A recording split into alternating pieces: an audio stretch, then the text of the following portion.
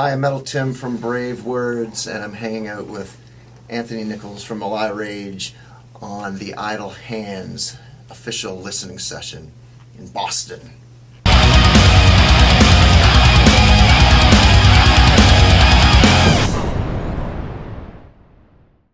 So let's talk about Idle Hands and the two videos that you shot for this album, and just your highlights, your favorite tunes. Well, we're still processing. I mean, we literally got the mix 48 hours ago. Right. My favorite tune, I like Idle Hands, the title track, which is the second video we shot today. It was a goal to have a short, quick, thrashy tune as a video, because all the videos we've shot over 30 years have been mid-tempo, which is kind of our brand, is mid-tempo, not really thrash, but, you know, the da-da-da-da-da. So that was a goal, and it came out, I thought, pretty good, because it's catchy yet fast. And I like the slowest song on the record, Infernal Bleeding, which is dark and slow and grindy, but the chorus is pretty catchy, I think. And it's got a nice evil outro. Evil is good. Evil is definitely good. Yeah, it is. And I find the lack of leads with Meliah Rage just really, like, as a metal fan, it's like you don't really see it in a lot of metal bands. It's like it's such a rhythm, guitar-based band.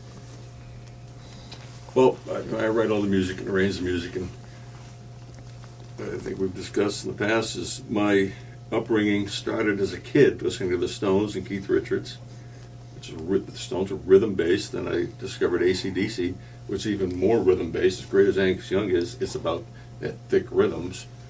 And then Metallica came along, and Exodus, and the rhythms got wider than a 747. And, you know, I know all the scales. I've got some musical training, and I go up and down scales for like 2 minutes. I'm like, that's not for me. I'm into songs, riffs, structure, and throw some leads here and there. But, you know, the noodling of shredder guitar players isn't my cup of tea.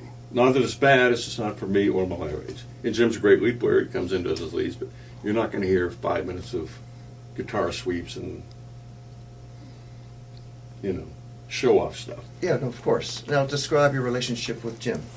Jim and I are brothers till death. I mean, I discovered Jim when he was in an Aerosmith tribute band with Mark Ferrari from Kiel way back when, and Jim was a Brad Whitford. And he came on board, so it was me and him that really started the band. And it's perfect, because, you know, the two personalities work, because, you know, getting two guitars to work together isn't always the easiest thing.